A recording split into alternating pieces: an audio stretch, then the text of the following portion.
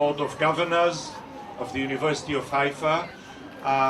If you would come a little closer, I think it'll take you away from the sun.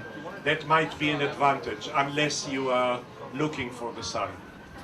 I'll be very brief, not only because I spoke this morning, but because the interesting dialogue lies behind me in the room, where students and almost graduates will present through their works some outlines in the profile of this school. I will fill in just a couple of details which we think that it's important to mention.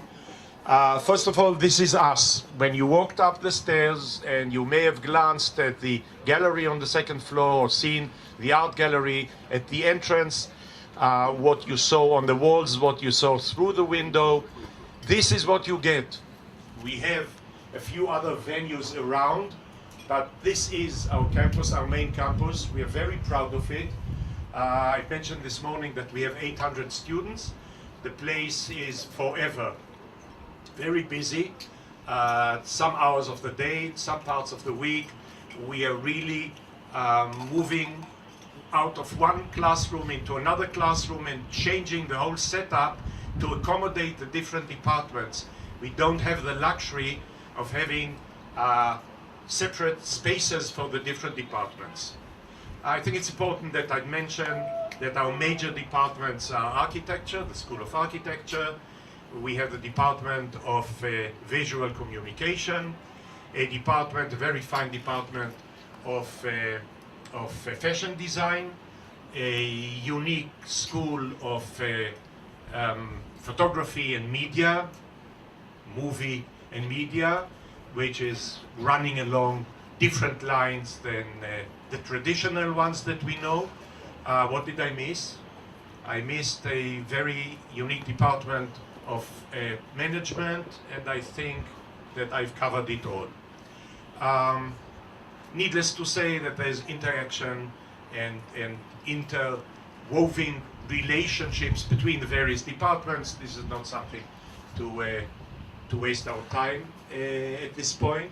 If you were to turn back from this part of the balcony to the courtyard, which is currently a parking lot, this is the site where our next building, which was fully planned to date by the local architects, all we are waiting for is actually the resource so that we can move ahead with an additional building.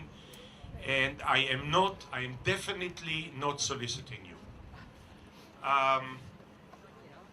But it is part of our mission and our vision for the future years. The one more thing that I wish to mention is that this building, I related to it this morning, we are totally committed to community, and the fact that the school lies downtown is an extremely important message and part and parcel of our work. We are part of this community. You walked into the building without passing through a fence or a gate, which is a statement, not only because it's an area which has to maintain its historical value, but because the idea is to be open to the surrounding. And indeed, this place is open 24/7. Very few days and nights throughout the years we are not open to the public. There are forever and throughout the year exhibitions at the gallery in the entrance, and people are invited to come in to view the gallery, of course, free of charge. And not to mention various other activities that we have, some within the building, others in the courtyard, which will host you later on. The last point that I want to mention is the fact that the basic idea by which we run this school is by cherishing its size, or rather its smallness. No art school or design school is really a huge venture, but 800 to 1,000 students is a small framework.